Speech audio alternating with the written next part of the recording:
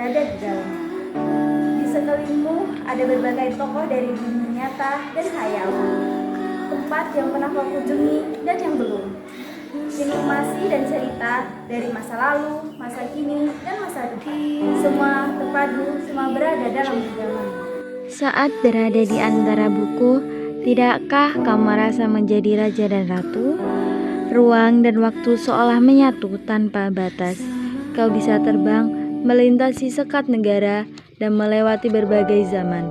Kau bisa menyelam ke dalam samudera, melayang di angkasa, bercanda dengan aneka satwa, dan berkelana di tengah padatnya kota, juga di rimba raya.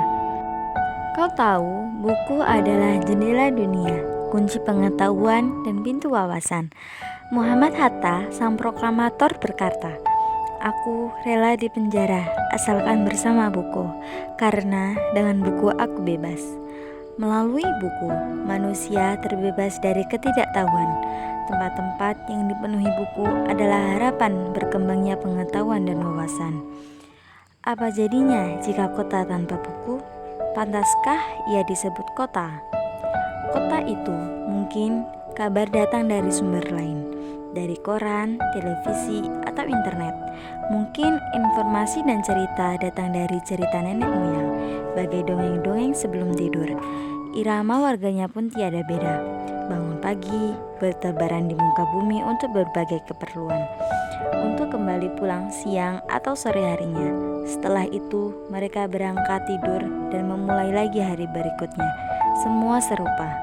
Di kota itu, mungkin ada bangunan bernama perpustakaan. Di dalamnya, buku-buku berderet dalam rak yang tak terjamah. Tiada tangan meraih dan membuka halaman demi halaman dengan sukacita. Mungkin juga ada tumpukan buku di sudut-sudut sekolah yang sepi dan berdebu. Jarang dikunjungi, jarang dibaca. Buku-buku di sana teronggok tanpa nyawa. Bagaimana dengan kotamu? Mungkin kau tinggal di tengah kota yang megah, atau di gang sempit, di desa terpencil, di sisi pesisir, atau di kaki gunung. Adakah perpustakaan, taman bacaan, atau toko buku di dekat rumahmu? Jika ada, apakah tempat itu menjadi wadah berkumpulnya anak-anak dan warga? Menjadi pusat berkembangnya wawasan dan pengetahuan? Atau hanya menjadi pajangan? Maukah kau menjadi orang yang menghidupkannya? Kau bisa mengunjunginya dan mengajak teman-teman membaca dan berbagi cerita di sana. Jadikan tempat itu sumber kegembiraan dan pengetahuan. Jika tempat itu belum ada, maukah kau menjadi orang yang memulai menghadirkannya?